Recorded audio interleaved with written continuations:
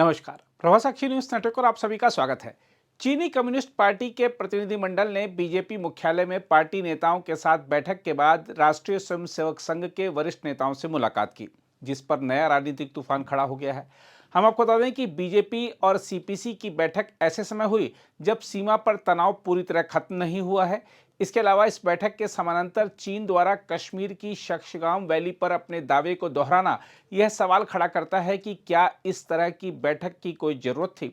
इसके अलावा जब यह बात सबको पता है कि ऑपरेशन सिंदूर के दौरान पाकिस्तानी सेना को चीन से पूरी मदद मिल रही थी, तब चीनी कम्युनिस्ट पार्टी के प्रतिनिधिमंडल का स्वागत करने पर सवाल तो उठेंगे ही। वैसे सवाल यह भी है कि क्या बीजेपी और आरएसएस नेताओं ने चीनी कम्युनिस्ट पार्टी के नेताओं से वार्ता के दौरान दोनों देशों के बीच तनाव के मुद्दों पर भी कोई बात की, या फिर यह बैठकें शिष्टाचार मुलाकातों तक ही सीमित रहीं। हम आपको यह भी बता दें कि सीपीसी प्रतिनिधिमंडल का आरएसएस नेताओं से मिलना प्रतीकात्मक से कहीं अधिक है। आरएसएस सत्ताधारी बीजेपी का वैचारिक केंद्र है। ऐसे में चीन का सीधे आरएसएस से संवाद यह बताता है कि बीजिंग भारत की सत्ता संरचना को गहराई से समझना चाहता है। यह मुलाकात वैचारिक टकराव के बीच संवाद की एक नई खिड़की तो खोलती है, लेकिन साथ ही यह आशंका भी पैदा करती है कि क्या चीन भारत की आंतरिक राजनीति में अपनी पकड़ मजबूत करना चाहता है। चीन की कम्युनिस्ट पार्टी का हिंदुत्व की वैचारिक प्रयोगशाला से संवाद यह दर्शाता है कि बीजिंग केवल सरकार से नहीं बल्कि सत्ता के मूल स्रोत से भी बात करना चाहता है। यह एक चतुर रणनीति है जिसे हल्के में नहीं लिया जा सकता। वहीं कांग्रेस पार्टी ने बीजेपी और आरएसएस की इन मुलाकातों पर तीखी प्रतिक्रिया दी है।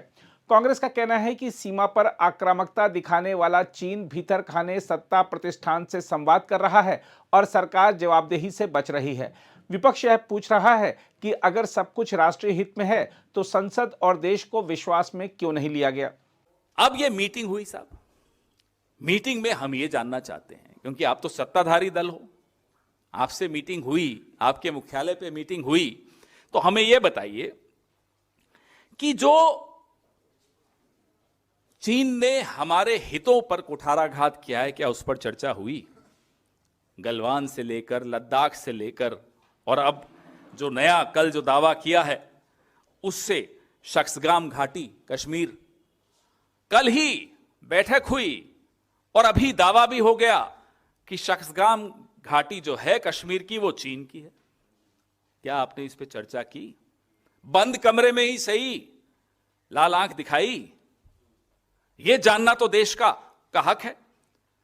आप शक्सगाम की बात करते हैं, अरुणाचल और लद्दाख में हम क्या क्या गंवा चुके हैं, ये हम कई बार चर्चा कर चुके हैं। हमारे कई नेता यहां आकर आपसे इस बारे में बात कर चुके हैं, आप लोग कई बार कवर कर चुके हो। लगातार हम चीन के आगे सब कुछ गंवाए चले जा रहे हैं और फिर ये बैठक भी होती है, बैठक को क्लोज डोर होती है, बैठक उनके मुख्यालय पर होती है, उनका स्वागत होता है, गर्मजोशी से होती है, सब कुछ कीजिए। उस बैठक के कुछ घंटों में शक्सगाम घाटी तक पे क्लेम, दावा चीन ने कर दिया। इसका भी जवाब दीजिए, इसका भी खुलासा कीजिए। ऑपरेशन सिंदूर में क्या हुआ? फौज के बहुत आला अधिकारी ने खुद बोला कि चीन पाकिस्तान को खुलकर मदद कर रहा था। क्या इस पर भी चर्चा हुई? So few lessons that I thought I must. हाँ, चलाइए।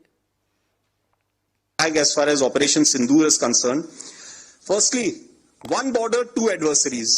So we saw Pakistan one side, but adversaries were two, and if I would say actually four or three actually.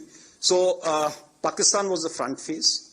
We had China providing all possible support, and it's no surprise because if you were to look at statistics, in the last 5 years, 81% of the military hardware that Pakistan is getting is all Chinese, 81% of that. So it's no surprise.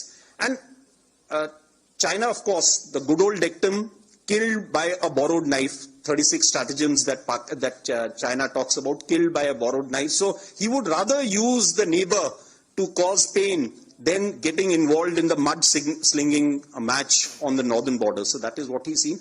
And another thing that China perhaps has seen is that he's able to test his weapons against, say, various other weapon systems that are there, it's like a live lab which is available to. So it's a good.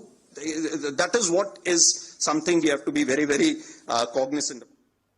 General R Singh को आप सुन रहे हैं, आपने उस वक्त भी सुना था। HQ-9 एयर डिफेंस सिस्टम चीन ने तैयार किए, तैनात किए। पाकिस्तान को PL-15 मिसाइलें सप्लाई की जो सीधे भारत को निशाना बना रही थी।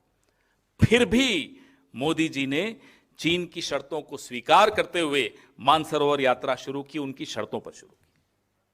मैं आपको कई वृतांत, लंबी प्रेस कॉन्फ्रेंस है क्योंकि बहुत कुछ पिछले 10-11 साल में हम गंवा चुके हैं, छवि के अलावा भी बहुत कुछ गंवा चुके हैं।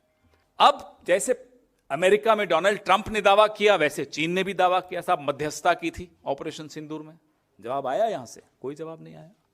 आंखें नीची हैं, हाथ आगे बंधे हुए हैं, झुके हुए हैं। झुका हुआ प्रधानमंत्री ये देश कभी स्वीकार नहीं करेगा जो इस तरह नतमस्तक हो जाता है दुश्मन के सामने। मैंने आपको फर्टिलाइजर का बताया, मैंने आपको डोकलाम का बताया, जो सिलीगुड़ी कॉरिडोर का बताया जहां घुसपैठ करने के लगातार प्रयास चीन करता रहता है। शख्सगाम का बताया, अरुणाचल प्रदेश और अक्साई चीन को कैसे नक्शों में बार बार अपना बताया जाता है, नाम बदले जाते हैं, चीन बार बार करता रहता है, यहां से कोई जवाब नहीं जाता। चलिए चीन तो छोड़िए, बहुत बड़ी बात है, नेपाल तक कर देता है या चुप रहते हैं। तो भारी मिलिट्री मौजूदगी चीन ने बनाई, बफर एरिया बनाया, जो मई 2020 से पहले की जो यथास्थिति थी, जिसके बारे में हम बोल बोल कर थक गए, आप लोग सुन सुनकर थक गए, लेकिन इनकी कान में जूं नहीं रहेगा।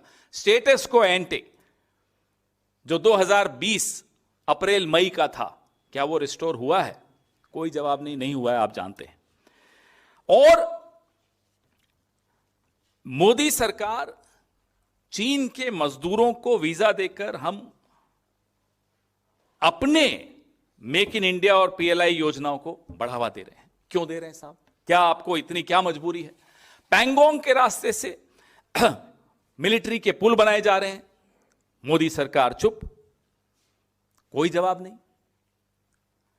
कितने उदाहरण दें हम आपको ये बताने के लिए कि चीन की जो हमारी विदेश, चीन के प्रति जो हमारी विदेश नीति है, आज सिर्फ चीन पे ज्यादा बात कर रहे हैं, उसका नुकसान आने वाले कई दशकों तक यह देश झेलेगा। एक वाटर बॉम्ब जो ब्रह्मपुत्रा के वहां जो डैम बना रहा है चीन, वो भी एक उदाहरण है जहां ये कुछ नहीं बोले, चुप।